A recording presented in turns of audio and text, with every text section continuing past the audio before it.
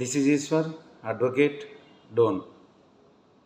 ఈరోజు ముఖ్యంగా చెప్పబోయే విషయం ఏంటంటే, మొన్న పత్తికొండలో జరిగిన ఇష్యూపై 6 మండలాల నుంచి న్యాయవాదులు రావడం జరిగింది. కొంతమంది బాడీ మెంబర్స్ కూడా రావడం జరిగింది కర్నూలుకి. సో ఇక్కడ ముఖ్యమైన విషయం ఏంటంటే, జిల్లా జడ్జి గారు సెలవులో వెళ్ళడం వల్ల ఎస్సీ ఎస్టీ కోర్టు జడ్జి గారు ఇన్ఛార్జ్గా ఉండడం వల్ల ఆయనకు మనం రిప్రజెంటేషన్ ఇవ్వడం జరిగింది.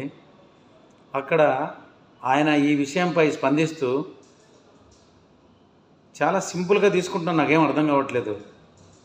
న్యాయవాద వృత్తి నుంచి వచ్చిన న్యాయమూర్తులు ఎందుకు ఇలా తయారైపోయారు అంటే, పోలీస్ డిపార్ట్మెంట్ వారికే ఫేవర్గా చెప్తున్నట్లు అనిపిస్తుంది.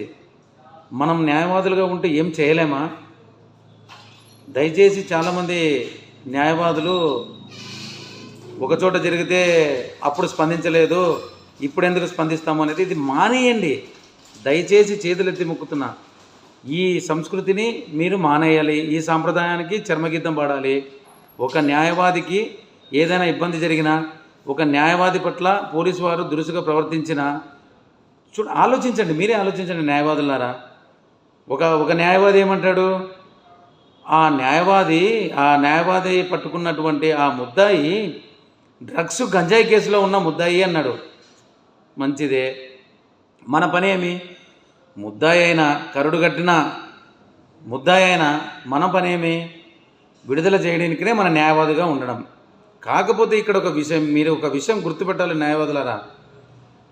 ఒక న్యాయవాది ముద్దాయిని తీసుకొచ్చి కోర్టు దగ్గర సరెండర్ చేసినప్పుడు, కోర్టులో సరెండర్ పిటిషన్ అయినప్పుడు, చెక్ అండ్ పుటప్ అయినప్పుడు కూడా పోలీసు వారు సివిల్ డ్రెస్లో వచ్చి కోర్టులోకి చొరవబడి, అది మనకు న్యాయస్థానము మన సొంతిల్లులాగా, న్యాయ వ్యవస్థకే మచ్చ వచ్చిందని చెప్పేసి కూడా నేను చెప్పాను. అలాంటప్పుడు న్యాయమూర్తులు కూడా మనకు న్యాయం చేస్తారనే నమ్మకం నాకు ఈరోజు కర్నూలులోని జిల్లా కోర్టులో రిప్రజెంటేషన్ ఇచ్చినప్పుడు అర్థమైంది. న్యాయవాదులారా, దయచేసి అర్థం చేసుకోండి. ఈ విషయంపై పత్తికొండ బార్ అసోసియేషన్కి మనము తప్పకుండా సపోర్ట్ చేయాలి. మీ ఆలోచనలు కూడా వాళ్ళతో పంచుకోండి. పత్తికొండ బార్ అసోసియేషన్ ప్రెసిడెంట్ గారితో మాట్లాడండి. ఆయనకు మీ సలహాలు సూచనలు ఇవ్వండి. ఏ విధంగా అయితే చేస్తే దీనికి సొల్యూషన్ దొరుకుతుందో చేయాలి. పోలీసులు ఇంత అత్యంత దుర్మార్గకరంగా చేసినప్పుడు మనము న్యాయవాదుల వృత్తిలో ఉంటున్నాము. మానవత్వం లేదా మనకు కూడా? మన విషయంలో అందరూ మానవత్వం మనం చూపిస్తాం ఇతరులకు మానవత్వము, కానీ మనకు ఎవరు మానవత్వం చూపించరు. మన న్యాయవాదులు మనమే మానవత్వం చూపించుకోవాలి. మనకి ఎన్నైనా ఉండొచ్చు బయట, కాకపోతే మేము దీన్ని నమ్ముకొని వచ్చినాము.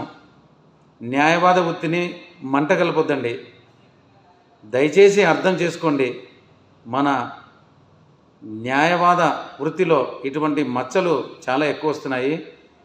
పాత జరిగిన విషయాలను దీంట్లోకి తీసుకురావద్దండి.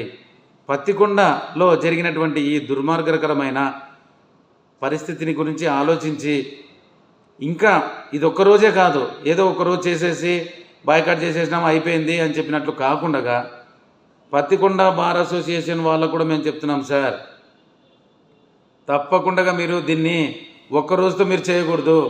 మా ఫుల్ సపోర్ట్ మీకు ఎప్పుడుగా ఉంటుంది. 10 మంది న్యాయవాదులు, 20 మంది న్యాయవాదులు కావాలంటే కూడా పత్తికొండకు వచ్చి కూడా మేము ధర్నా చేస్తాం సార్. దయచేసి మీరు ఆలోచించుకొని, పత్తికొండ న్యాయవాదులు, ఇది మనందరికీ అవమానకరం. మన ఇంట్లోకి పోలీసు వాళ్ళు చొరబడి మన ఇంట్లో అల్లరి చేయడము, అదే వాళ్ళ పోలీస్ స్టేషన్లోకి వెళ్ళి మనం చేస్తే వితిన్ సెకండ్స్లో వాళ్ళకు పవర్ ఉంది కాబట్టి వాళ్ళు మన పైన ఎఫ్ఐఆర్లు నమోదు చేస్తారు. మనకు కూడా ఉంది కదా సార్ ప్రైవేట్ కంప్లైంట్లు వేయడానికి.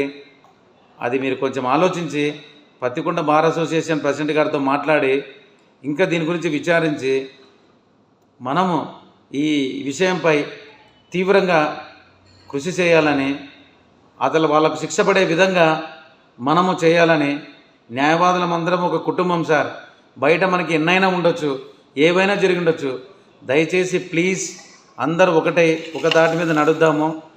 మన న్యాయవాద వృత్తిని కాపాడుకుందాము. జై హింద్.